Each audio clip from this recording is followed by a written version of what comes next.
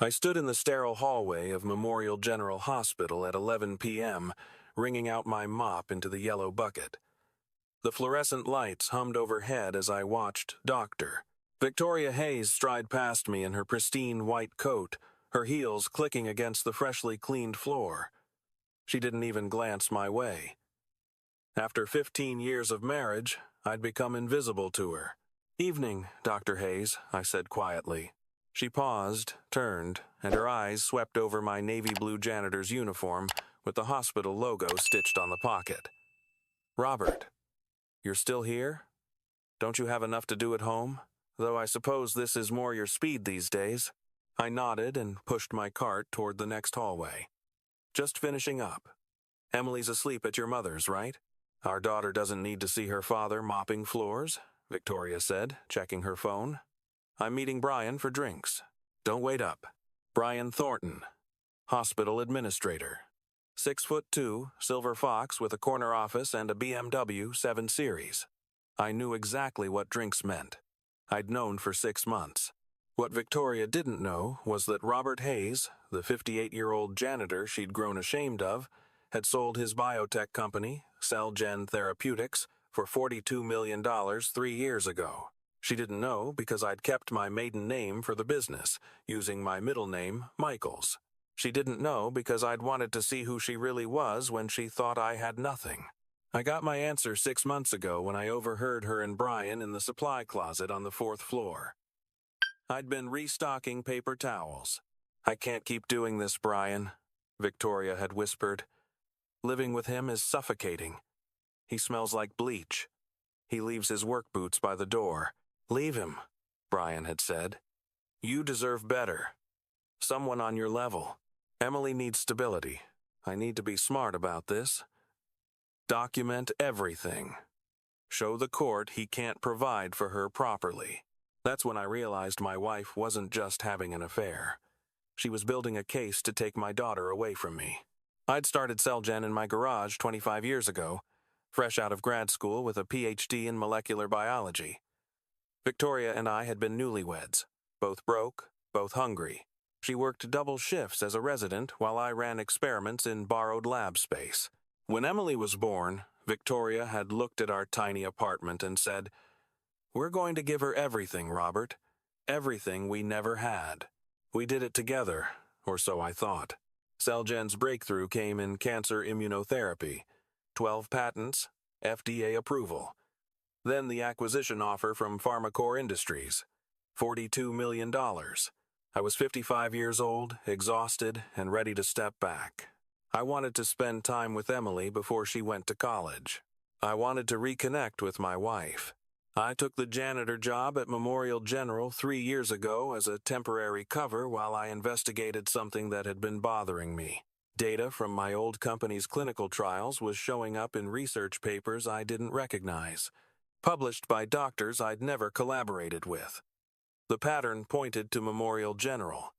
Someone was stealing proprietary research worth tens of millions. I needed access to the hospital's computer systems, labs, and most importantly, its people. No one pays attention to the janitor. No one guards their words around the man emptying trash cans.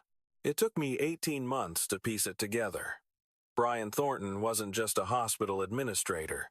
He was running an IP theft ring, selling CellGen's research data to competing pharmaceutical companies. He'd compromised 3 doctors, 2 lab techs, and somehow accessed secured files that should have been impossible to breach.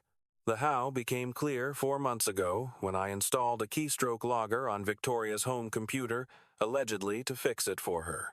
My wife had been using her hospital credentials to access CellGen's partnered research database.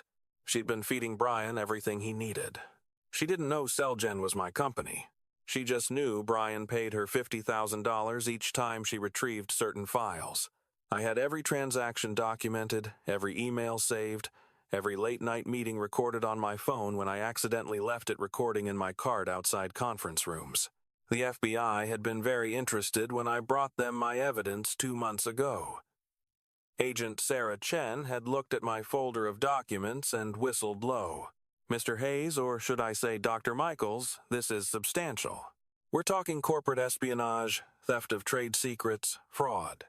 We've been investigating Thornton for 18 months on another matter. This connects everything. How long until you can move? I'd asked. We need a few more weeks. Can you hold tight? I could hold tight. I'd been holding tight for 25 years, building something meaningful.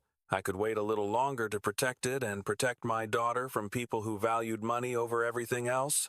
The divorce papers arrived on a Tuesday morning 3 weeks ago. I was eating breakfast instant oatmeal from the hospital cafeteria when the process server knocked. Victoria had filed for full custody of Emily, our 15-year-old daughter who wanted to be a pediatric surgeon. The paperwork painted a picture of me as an unstable, underemployed man who couldn't provide adequate support. She was requesting the house, full custody, and $2,500 a month in alimony. You make what, $32,000 a year? Her lawyer, Sandra Pierce, had smirked during our first mediation meeting. My client earns $280,000 as chief of surgery. The math here is pretty simple. I'd nodded quietly, sitting in my thrift store khakis and a button-down shirt I'd bought at Goodwill for $6. Victoria sat across from me in a Chanel suit, diamond studs in her ears, gifts from Brian, though I couldn't prove it yet. Emily needs stability, Victoria had said, not meeting my eyes. She needs a parent who can afford her dance lessons, her college prep courses, her future. I can provide for Emily, I'd said softly. Sandra had actually laughed. Mr. Hayes, you mop floors. Let's be realistic about what you can offer a bright young woman on the verge of her future. The custody hearing was scheduled for December 15th. Today was December 14th, and Agent Chen had called me an hour ago. Tomorrow morning, 9 a.m., we're executing warrants at Memorial General. Can you be in the courthouse at 10? Judge Morrison is hearing your case then, correct? Yes. Perfect timing. Bring your tax returns. All of them. Trust me. I finished my shift at 2 a.m., went home to the house I'd bought 15 years ago in Victoria's name only, because I'd wanted her to feel secure, and pulled out the box I'd kept in my workshop. Inside were the documents I'd need. Incorporation papers for Celgen Therapeutics, listing Robert M. Hayes as founder and CEO, the acquisition agreement with PharmaCore. Tax returns showing $8 million in capital gains from the sale, conservatively invested and growing, bank statements for accounts Victoria had never known existed, and photos. Hundreds of photos of Emily and me. Emily at 6, covered in flour, helping me bake her first birthday cake when Victoria was at a conference. Emily at 9, grinning, gap-toothed as I taught her to ride a bike. Emily at 13, crying in my arms after kids at school mocked her for wanting to be a doctor. You should tell them your mom's a surgeon, I'd said, and she'd replied, but Dad, you're the one who makes me believe I can do anything. I didn't sleep. At 8 a.m., I put on my janitor's uniform, the same one I'd worn to work for 3 years. Navy blue pants, navy blue shirt with Robert embroidered on the pocket, steel-toed boots. I looked at myself in the mirror. Victoria was right about one thing. I did smell like industrial cleaner. It was honest work. I'd never been ashamed of it. The courthouse was downtown, a gray stone building with marble steps. I walked in at 9:30, carrying a canvas bag with my documents and a change of clothes I didn't plan to use. I wanted Victoria and Sandra and everyone in that courtroom to see exactly what they'd been dismissing for 3 years. The gallery was already half full. Victoria sat at the plaintiff's table with Sandra, both dressed in expensive suits. Victoria wore pearls. She'd never owned pearls when we were building our life together. Brian sat in the front row behind them, his presence a silent promise. She'd be taken care of after she discarded me. I took my seat at the defendant's table. My court-appointed lawyer, a tired-looking public defender named Mike Chen, who'd been assigned because I'd claimed I couldn't afford private counsel, nodded at me. They're going for the throat, he whispered. Judge Morrison is known for favoring the higher-earning parent in custody cases. I'll do my best, but Robert, you need to be prepared for limited visitation. I understand. Sandra stood when Judge Morrison entered. She was in her 60s, silver-haired, with reading glasses on a chain around her neck. She'd been on the bench for 30 years. Your Honor, Sandra began after preliminaries, this is a straightforward case, Doctor. Victoria Hayes is a respected surgeon, the chief of surgery at Memorial General Hospital, earning $280,000 annually. She provides a stable home, excellent educational opportunities, and a secure future for the couple's 15-year-old daughter, Emily. She gestured to me without looking directly at me. The defendant, by contrast, works as a janitor at the same hospital. He earns approximately $32,000 per year. He cannot afford the lifestyle Emily has become accustomed to, cannot support her college aspirations, and frankly, Your Honor, cannot provide the role model a young woman needs as she prepares for her own professional future. Judge Morrison looked at me over her glasses. Mr. Hayes, do you have anything to say in response to opposing counsel's characterization of your financial situation? I stood slowly. Your Honor, if I may, I'd like to submit some additional financial documents for the court's review. Sandra waved dismissively. Your Honor, we've reviewed Mr. Hayes' tax returns. He made $31,800 last year. Unless he's been hiding income, which would be fraud, I don't see what additional documents could be relevant. Actually, I said quietly, reaching into my canvas bag, I have been including all my income on my tax returns. Miss Pierce just didn't look at the complete returns. I pulled out a folder and handed copies to the bailiff, who distributed them to Judge Morrison, Sandra, and Mike Chen, whose eyes went wide as he scanned the first page. What is this? Sandra demanded. My complete 1,040 for the last 3 years, I said. You'll notice on Schedule D, capital gains from the sale of Celgen Therapeutics to PharmaCore Industries. I sold my company 3 years ago for $42 million. After taxes and paying investors, I retained $28 million. It's been conservatively invested. Current portfolio value is approximately $31.6 million. The courtroom went absolutely silent. Victoria's face drained of all color. She turned to stare at me, her mouth opening and closing without sound. Judge Morrison flipped through the pages, her expression neutral but her eyebrows climbing higher with each sheet. Mr. Hayes, you're telling this court you have a net worth of over $30 million, yet you work as a hospital janitor making $32,000 a year? Yes, Your Honor. I took the position 3 years ago as part of an investigation into intellectual property theft targeting my former company. The FBI has been working with me for the past 2 months. This is insane, Sandra interrupted. Your Honor, this is clearly fraudulent documentation. People don't. The courtroom doors opened, Agent Sarah Chen walked in, followed by 2 other agents in FBI windbreakers. She approached the bench. Your Honor, I'm Special Agent Sarah Chen, FBI. I apologize for the interruption, but I have information relevant to these proceedings. Judge Morrison frowned. Go ahead, Agent Chen. An hour ago, we executed search warrants at Memorial General Hospital. We've arrested Hospital Administrator Brian Thornton on charges of corporate espionage, theft of trade secrets, and fraud. We've also arrested 2 other individuals as part of this investigation. She turned to look at Victoria. Dr. Victoria Hayes and Dr. Marcus Webb have been charged with conspiracy to commit theft of trade secrets and wire fraud. Dr. Hayes, you need to come with us. Victoria stood abruptly, her chair scraping loudly. What? This is ridiculous. I don't, Robert. What did you do? I looked at her steadily.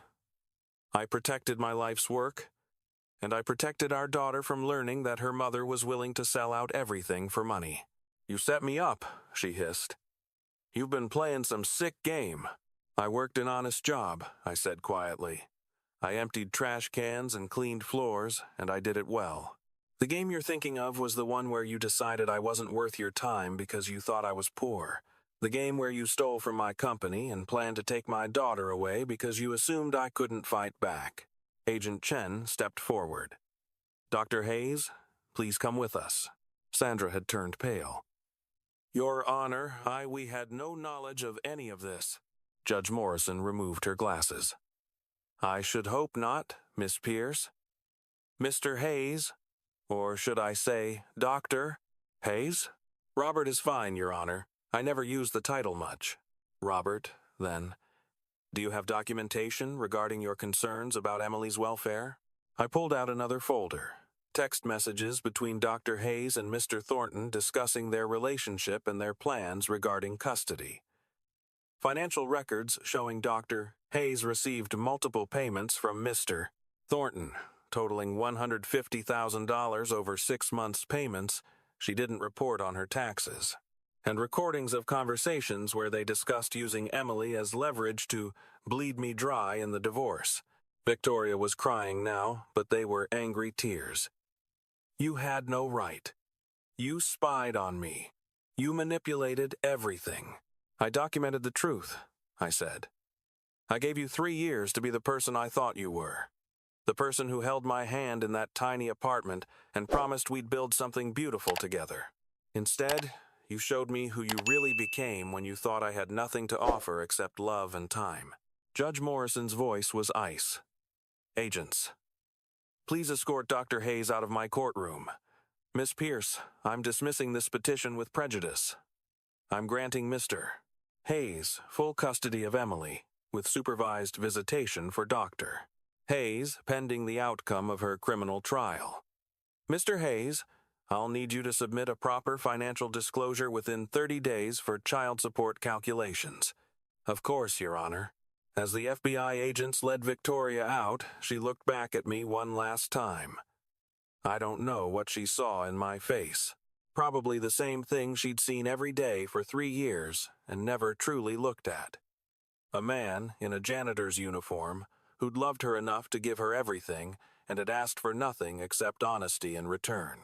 Brian tried to slip out the back of the courtroom, but 2 more agents were waiting. His face was gray as they handcuffed him. Mike Chen, my public defender, was shaking his head in disbelief. You didn't need me at all. I needed someone who'd stand beside a janitor in court, I said. Thank you for being willing to do that. The courtroom cleared slowly. Judge Morrison called me to the bench. Mr. Hayes, I've been on this bench for 3 decades.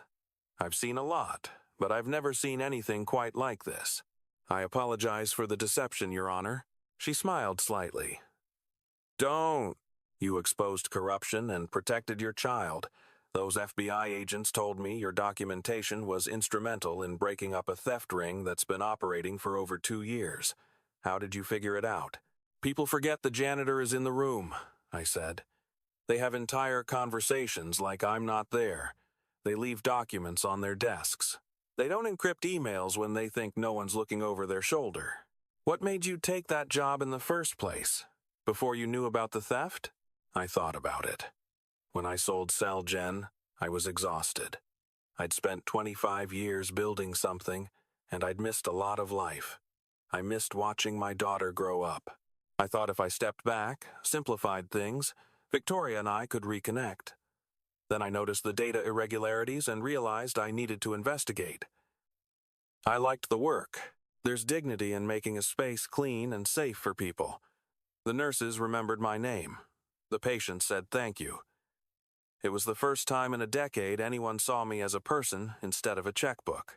Judge Morrison nodded slowly. What will you tell your daughter? That was the question that had kept me awake more than anything else. The truth. That I loved her mother. That sometimes people change and we can't change them back. That I did everything I could to protect her from having to choose between her parents. And that what you do for work doesn't define your worth as a human being. She's lucky to have you. I left the courthouse in my janitor's uniform and drove straight to Victoria's mother's house, where Emily had been staying during the proceedings. My daughter answered the door, still in her school uniform, her dark hair pulled back in a ponytail. She looked so much like her mother had at that age. Dad? Why are you wearing your work clothes? Isn't court... Can we talk, sweetheart? We sat in the driveway in my 15-year-old Honda Civic. I'd kept it because it ran well, and I'd learned long ago that expensive cars didn't make you happy. Emily studied my face. Something happened, she said. A lot happened. and I need to explain some things. I told her everything. About Seljen, about the investigation, about her mother's choices. I watched her face cycle through disbelief, anger, confusion, and finally tears. "Why didn't you tell me you were rich?" she asked. "All those times kids made fun of me because you were a janitor." "All those times," Mom said, "because I wanted you to understand that what I do isn't who I am. I wanted you to love me because I'm your dad, not because I have money. And Emily, I need you to know those kids who made fun of you? They were wrong. There's nothing shameful about honest work.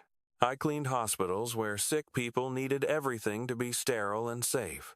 I was good at it. I was proud of it." She wiped her eyes. "Is Mom going to jail?" "I don't know. Maybe. She made choices that broke the law. Did you ever love her?" "Every single day. Even when she stopped loving me back." Emily leaned against my shoulder.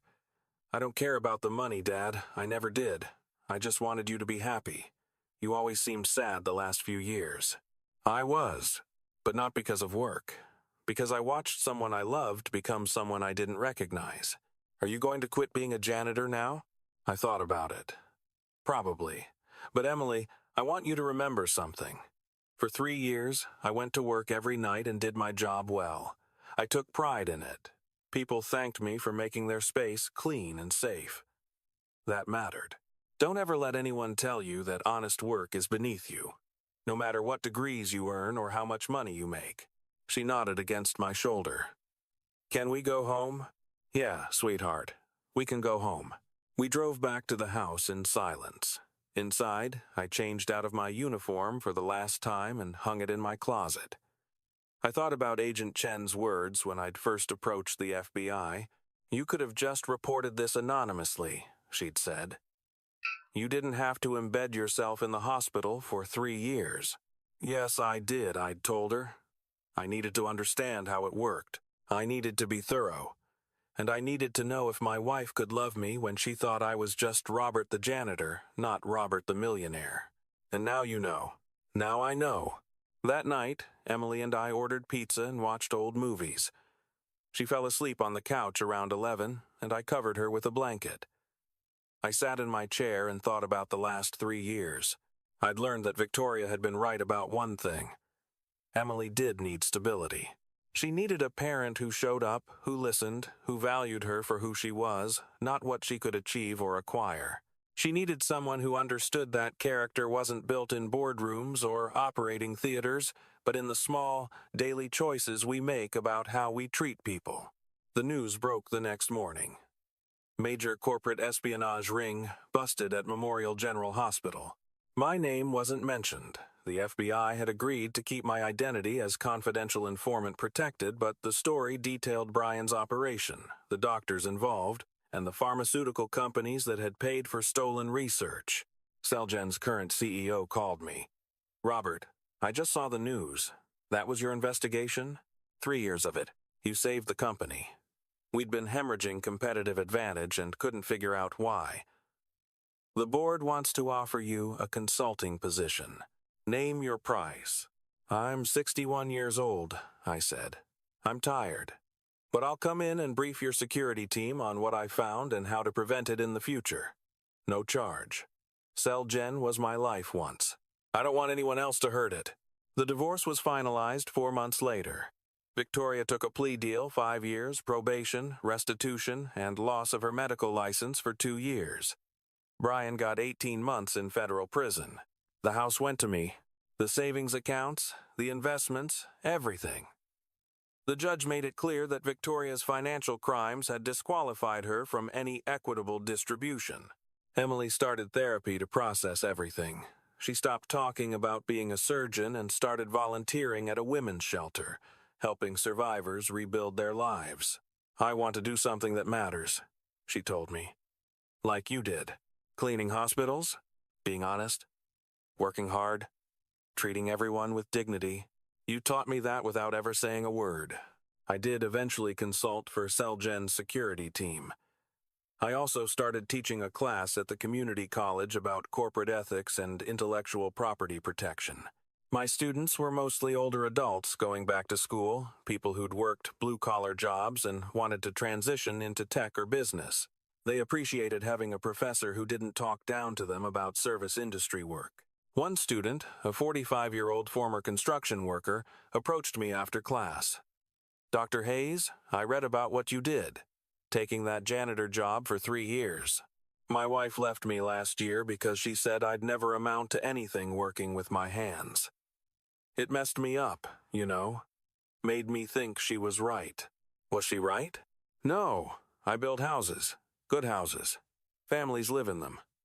That matters. It absolutely does. Don't let anyone convince you otherwise." On Emily's 16th birthday, I took her to CellGen's headquarters. The current CEO gave her a tour of the labs where I'd spent so many years. "This is where your dad changed medicine," he said. "His work has saved approximately 40,000 lives so far. The treatments we developed are still being used." Emily looked at me. "Why did you never tell me about any of this?" "Because I didn't want you to think that saving 40,000 lives in a lab was more important than being there for you at bedtime every night. Both matter. But you're my daughter. You'll always matter more." She hugged me tight. "I'm proud of you, Dad. The janitor thing, the investigation, all of it. But mostly I'm proud that you're just good. You know? Even when it was hard. Even when no one was watching." "Someone was always watching," I said. "You were watching. I needed to show you how to be a person worth being." That night, I drove past Memorial General Hospital. The building was lit up, busy as always, with people being born, being healed, dying, living. I thought about the 3 years I'd spent in those hallways, pushing my cart, emptying trash cans, cleaning floors. I thought about the nurses who'd learned my name, the patients who'd thanked me, the doctors who'd stepped over me without a glance. I thought about Victoria, who'd lost everything because she couldn't see past a uniform. I thought about Brian, sitting in a federal prison, still probably believing that only money and status mattered. And I thought about Emily, who'd learned that the measure of a person isn't what they wear or earn, but what they do when they think no one's keeping score. I wore an $8 uniform to court because I wanted Victoria to see exactly what she'd thrown away. But the truth was simpler than revenge. I wore it because it was honest. I'd done honest work, taken honest pride in it, and lived an honest life even when the person I loved most had abandoned everything we'd built together. In the end, I didn't need to wear a suit to prove my worth. The janitor's uniform had done exactly what I needed it to do. It had separated the people who saw me from the people who only saw what I could give them. And when the judge asked my full name for the record that morning in court, when I said Robert Michael Hayes, founder and former CEO of CellGen Therapeutics, I watched Victoria's face go white not because I'd revealed wealth, but because she finally understood what she'd been blind to for 3 years. The man mopping floors beside her had always been more than she could see. She just never bothered to look.